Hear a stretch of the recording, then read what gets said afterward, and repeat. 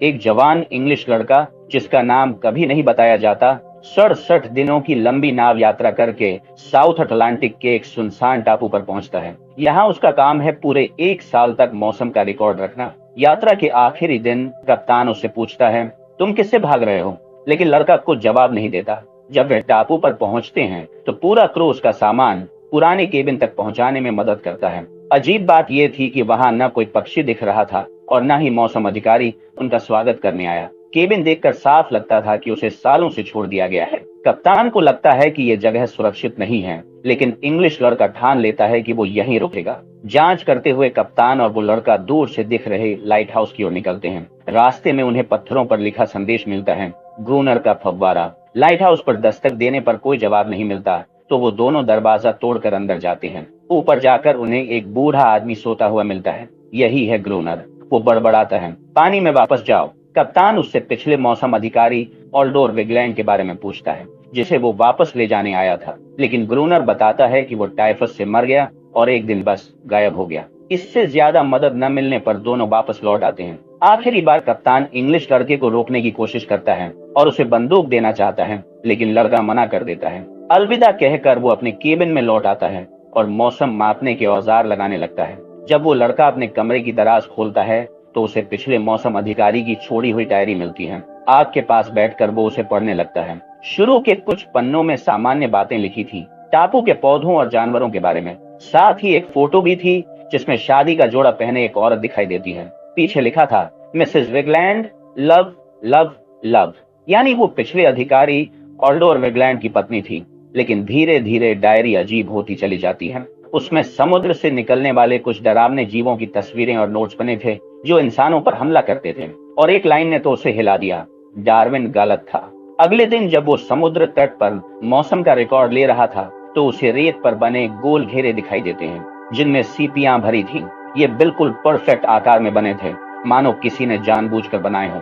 रात को जब वो केबिन में खाना खा रहा था तभी उसे बाहर से अजीब आवाजें सुनाई देती हैं, गुर्राहट और लकड़ी की दीवार पर जोर जोर से चोटें। जैसे ही वो धीरे धीरे दरवाजे की तरफ बढ़ता है, अचानक नीचे से किसी जीव का पंजा अंदर आता है। वही पंजा जैसा उसने डायरी की तस्वीरों में देखा था। कुछ ही देर में पूरा घर उन जीवों से घिर जाता है।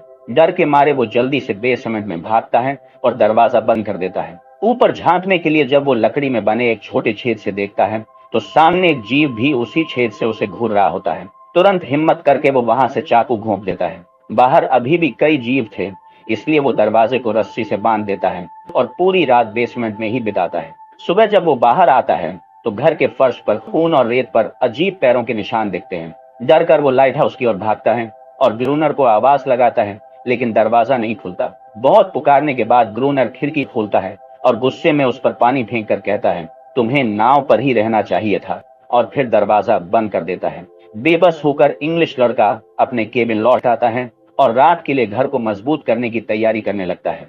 अब वो लड़का अपने केबिन को हर हाल में बचाने की तैयारी करता है। वो सभी खिड़कियां सील कर देता है और घर के चारों ओर लकड़ी और किताबों का घेरा बनाता है, जिस पर वो लैंप का तेल डाल देता है। अंदर आकर वो दरवाजा भी बंद कर लेता है और एक राइफल भर कर रखता है। रात होते ही समुद्री जीव फिर से हमला कर देते हैं। वे खिड़कियों और दरवाजे पर कूदकर उसकी लगाई गई रुकावटों को तोड़ने लगते हैं। लड़का शुरू में कुछ को गोली मार देता है, लेकिन उनकी गिनती बहुत ज्यादा थी। तभी वो मशाल जलाकर बाहर फेंक देता है और उसके बनाए घेरे में आग लग जाती है। आग देखकर जीव पीछे हट जाते हैं, लेकिन वही आग उसके केबिन को भी अपनी लपटों में ले लेती है। भागते समय उसका हाथ भी जल जाता है। मजबूरी में वो रात समुद्र किनारे चट्टानों के पीछे बारिश में छिपकर बिताता है। सुबह लौटने पर उसे अपना केबिन पूरी तरह जलकर खाक मिलता है।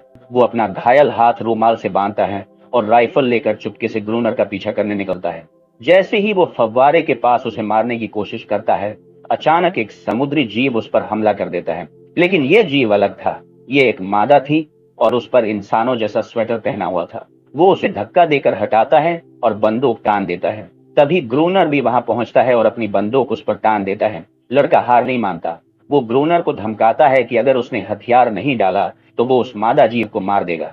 मजबूर होकर ग्रूनर हथियार नीचे रख देता है। लड़का कहता है कि अब साफ है कि उसे लाइट हाउस में साथ रहना होगा। वो बताता है कि उसके पास कई जरूरी सामान और खाने पीने का सामान है जिसे वो शेयर कर सकता है। ग्रूनर उस जीव को कुत्ते की तरह बुलाकर यह साबित करता है कि वो नुकसान नहीं पहुंचाती। सचमुच वो मादा जीव उसकी बात मानती है।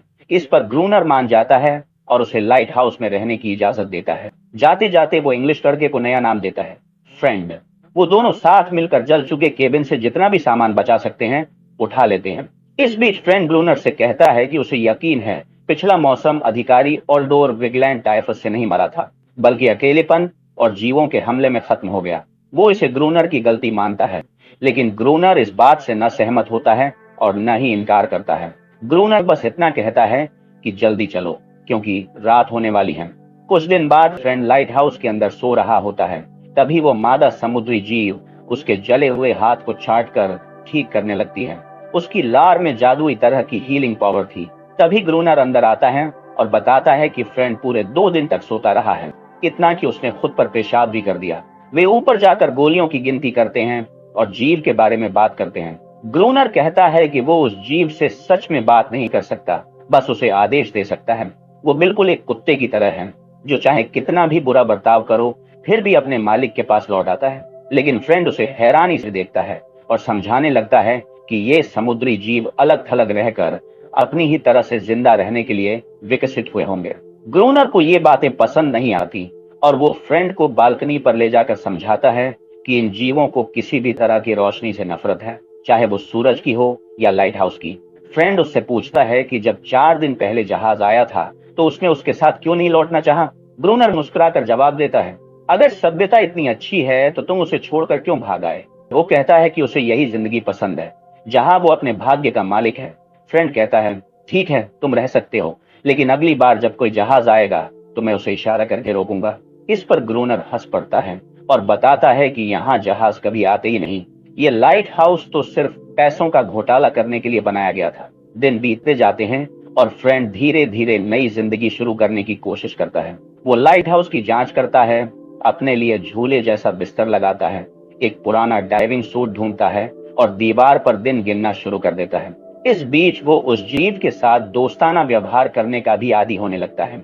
रात होते ही ग्रूनर उसे बंदूक देता है और बालकनी पर ले आता है। वहां चारों ओर मशालें जली होती है और लाइट हाउस की बड़ी रोशनी भी चमक रही होती है। हथियारों से पूरी तरह लैस होकर ग्रूनर बताता है, अब ये जीव आने वाले हैं, जब तक वो करीब ना आ जाए तब तक गोली मत चलाना, बस कुछ को गिरा दो, उसके बाद ये आपस में ही एक दूसरे को खा जाएंगे। लाइट हाउस की बालकनी पर वही मादा जीव खड़ी होकर अजीब आवाजें निकाल रही थी। फ्रेंड को शक होता है कि शायद बाकी समुद्री जीव हमला इसलिए नहीं कर रहे क्योंकि वे उसे बचाने आए हैं। लेकिन जैसे ही हमला शुरू होता है ग्रूनर तुरंत गोलियां चलाने लगता है। डर के मारे फ्रेंड पीछे हट जाता है और अंदर जाकर बेहोश हो जाता है। सुबह जब उसकी आंख खुलती है तो ग्रूनर गुस्से से भरा खड़ा होता है। वो कहता है, मैं यहाँ किसी का बोझ नहीं उठाऊंगा, चाहे तुम कितना भी खाना या शराब लेकर आओ, और उसे आदेश देता है कि पानी भर कर लाओ। फ्रेंड मजबूरी में बाहर जाकर पानी लाता है, लेकिन जब लौट कर आता है तो उसे सच्चाई का झटका लगता है। ग्रूनर उसी मादा जीव के साथ सो रहा था। रात को ग्रूनर उसे आखिरी मौका देता है। दोनों फिर से बालकनी पर जाते हैं, मगर इस बार जैसे ही जीव हमला करते हैं ग्रूनर खुद पीछे हटकर दरवाजा बंद कर देता है और फ्रेंड को बाहर अकेला छोड़ देता है। पूरी रात लड़ाई चलती है, लेकिन सुबह जब ग्रूनर दरवाजा खोलता है तो फ्रेंड खून से लथपथ मगर जिंदा खड़ा होता है और जीत चुका होता है। इसके बाद दोनों एक तरह की दिनचर्या बना लेते हैं। दिन में फ्रेंड छोटे मोटे काम करता है और रात को दोनों मिलकर जीवों से लड़ते हैं। लेकिन फ्रेंड अक्सर सोचता है कि वो यहाँ शांति ढूंढने आया था और मिला उसे सिर्फ नर्क। अजीब बात यह थी कि जीव हर रात हमला नहीं करते। पूरे 2 हफ्ते ऐसे ही निकल गए बिना किसी हमले के। इस दौरान लकड़ी जुटाने के साथ साथ फ्रेंड ने समुद्र किनारे से भेल की हड्डियां भी इकट्ठा करना शुरू कर दिया था। फ्रेंड को समझ नहीं आता कि ग्रूनर कैसे इन जीवों पर इतनी बेरहमी से हमला करता है और उसी वक्त उनमें से एक के साथ सोता भी है। उसके ठंडे शरीर को छूना भी अजीब लगता होगा, लेकिन धीरे धीरे वो खुद भी उस मादा जीव के करीब आने लगता है। वो उसे एक नाम भी देता है, एनरिस। एक रात दोनों शतरंज के खेल में इतने खो जाते हैं कि लाइट हाउस की लाइट जलाना ही भूल जाते हैं।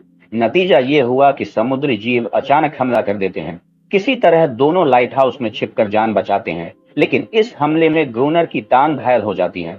अगली सुबह जब एनरिस ग्रूनर के जख्मों को अपने जादुई इलाज से ठीक कर रही होती है, उसी दौरान फ्रेंड कहता है कि अब ज्यादा दिन वे जिंदा नहीं रह पाएंगे क्योंकि गोलियां लगभग खत्म हो चुकी हैं।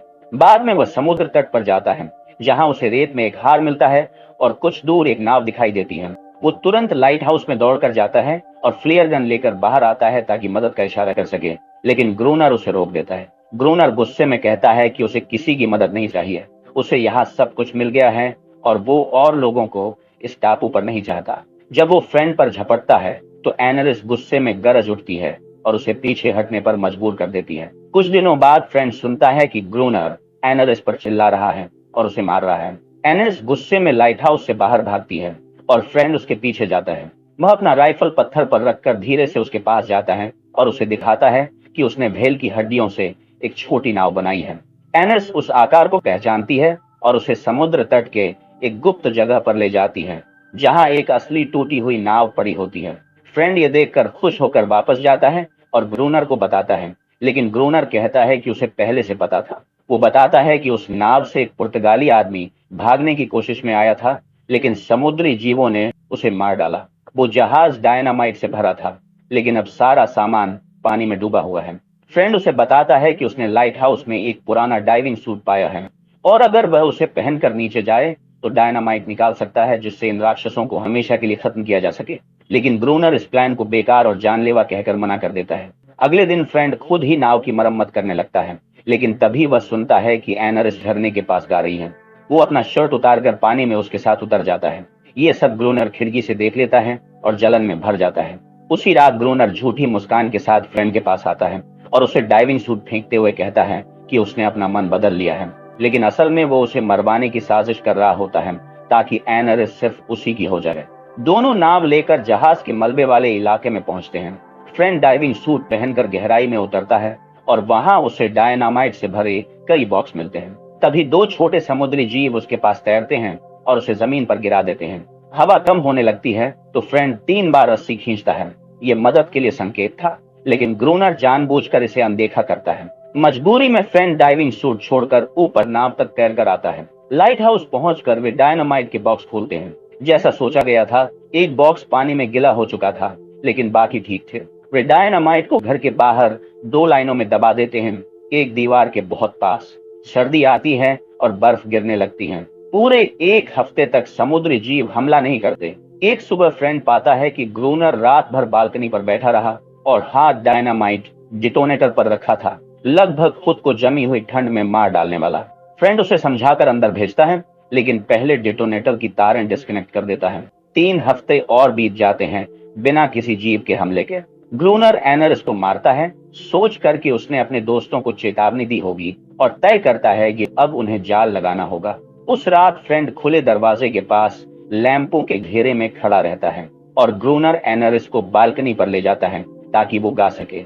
लेकिन अचानक हवा से कुछ लैंप बुझ जाते हैं और जीव इस मौके का फायदा उठाकर लाइट हाउस में घुस आते हैं। फ्रेंड ऊपर जाते हुए गोलियां चलाता है और ग्रूनर डायनामाइट को फटा देने की कोशिश करता है, लेकिन कामयाब नहीं होता। तब उसे अपनी पूरी ताकत से खुद को बचाना पड़ता है, जब तक फ्रेंड तारें फिर से जोड़ नहीं देता। जैसे ही तार जुड़ते हैं, दूर की लाइन वाली डायनामाइट फट जाती है और अधिकांश जीव नष्ट हो जाते हैं। जश्न मनाते हुए ग्रूनर फिर से लीवर खींच देता है, फ्रेंड की चेतावनी के बावजूद, और पास की लाइन फट जाती है। धमाके से दोनों बेहोश हो जाते हैं। सुबह उठकर वे बाहर जाकर नुकसान देखते हैं। ग्रूनर बची हुई किसी भी जीव को मार रहा होता है, लेकिन फ्रेंड जब एक जीव के पास हड्डियों की बनी माला देखता है जो उसकी बुद्धिमत्ता का संकेत थी, तो उसे मारने का मन नहीं करता। गुस्से में ग्रूनर माला पानी में फेंक देता है। उस रात समुद्री जीव हमला नहीं करते, लेकिन फ्रेंड और ग्रूनर दूर से एनरिस की उदास आवाज सुनते हैं। वो समुद्र तट पर कहीं रो रही होती है। ग्रूनर बताता है कि उसने एनरिस को बचपन में इसी तरह रोते हुए जाल में फंसा पाया था।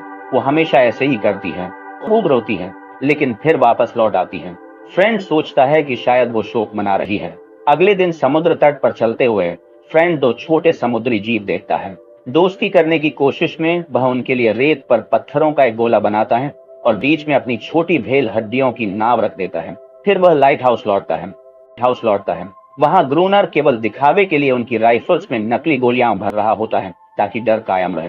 फ्रेंड इसे नजरअंदाज करके बालकनी पर जाता है और दूर अपनी छोटी नाव को दूरबीन से देखता है, वहीं जैसी उसने छोड़ी थी। अगली सुबह फ्रेंड पाता है कि ग्रूनर शराब पीकर सो गया है और पास में कार्ड गिरा है। कार्ड बॉक्स में वही फोटो है जो उसने अपने केबिन में देखी थी, लेकिन इस बार महिला अकेली नहीं है, उसके पति भी उसके साथ हैं। पीछे लिखी लाइन लव लव लव भी वही है। इसी समय फ्रेंड को एहसास होता है ग्रूनर असली नाम नहीं है और पिछला मौसम अधिकारी मर नहीं गया। ग्रूनर वही है जो अकेलेपन और हानि की वजह से पागल हो गया। इस सच को जानकर फ्रेंड दीवार पर लिखा हुआ दिन गिनना मिटा देता है। बाद में समुद्र तट पर जाते हुए वह देखता है कि पत्थरों का गोल खाली है। जीवों ने छोटी हड्डियों की नाव ले ली है। दूर छोटे जीव को देखकर फ्रेंड अपना मशाल पत्थरों के बीच छोड़ देता है और हाथ ऊपर करके दिखाता है कि वो कोई खतरा नहीं है। छोटा जीव उसके पास आता है और जल्दी ही कई अन्य जीव भी दिखाई देते हैं, जिसमें एनरिस भी होती हैं, जो अब बहुत अधिक आत्मविश्वासी लग रही थी। बच्चन और फ्रेंड को देने ही वाला था कि ग्रूनर अचानक राइफल से गोली चला देता है। फ्रेंड उसे रोकते हुए कहता है कि पीछे हटो, तुम गलत हो, ये जीव दोस्ताना है। लेकिन ग्रूनर उसकी नहीं सुनता और एनरिस को घर वापस जाने का आदेश देता है। एनरिस उसका पालन नहीं करती। ग्रूनर बहुत गुस्से में होता है और लाइट हाउस की ओर दौड़ता है, बड़बड़ाते हुए। कोई ग्रूनर को नहीं छोड़ता, ग्रूनर छोड़ता है। फ्रेंड फिर से जीवों के दोस्त बनने की कोशिश करता है, लेकिन तभी ग्रूनर की गोली से छोटा जीव छाती में लग जाता है और गिर पड़ता है। सभी समुद्री जीव फिर से पानी में लौट जाते हैं, जिसमें एनरिस भी शामिल है। वह फ्रेंड के साथ आखिरी नजरें मिलाकर सिर्फ 1 सेकंड रुकती है और फिर पानी में चली जाती है। गुस्से में फ्रेंड लाइट हाउस लौटता है और ग्रूनर पर हमला करता है, लेकिन ग्रूनर उसे हरा देता है। जैसे ही ग्रूनर उसे कुल्हाड़ी से मारने ही वाला होता है, फ्रेंड उसका असली नाम कह देता है और बोलता है ऑल्डोर विगलैंड कोई हत्यारा नहीं है। यह शब्द सुनकर ग्रूनर चौंक जाता है और बार बार लव लव लव दोहराता है। फिर वह दरवाजा खोलकर बाहर चला जाता है और खुद को समुद्री जीवों के हवाले कर देता है। फ्रेंड दरवाजा बंद कर देता है और जीवों के हमले की आवाज सुनकर समझ जाता है कि अब ग्रूनर चला गया और वो अकेला रह गया है। समय बीतता है। कुछ समय बाद 3 अधिकारी लाइट हाउस में आते हैं और फ्रेंड को उठाने की कोशिश करते हैं। वे यहाँ नए मौसम अधिकारी को फ्रेंड की जगह नियुक्त करने आए हैं, लेकिन वे सोचते हैं कि फ्रेंड ही ग्रूनर है। फ्रेंड उन्हें सच नहीं बताता, बल्कि वो कहता है कि पिछला मौसम अधिकारी टाइफस से मर गया था। अधिकारियों में से मुख्य अधिकारी कमरे की हालत देखकर फ्रेंड को फटकारता है और बताता है कि वे युद्ध में हैं। फ्रेंड बालकनी पर जाता है और दूर समुद्र में कई जहाज देखता है। फिल्म का अंत होता है एनरिस के साथ, जो समुद्र तट पर दौड़ती है और फिर पानी में कूद जाती है।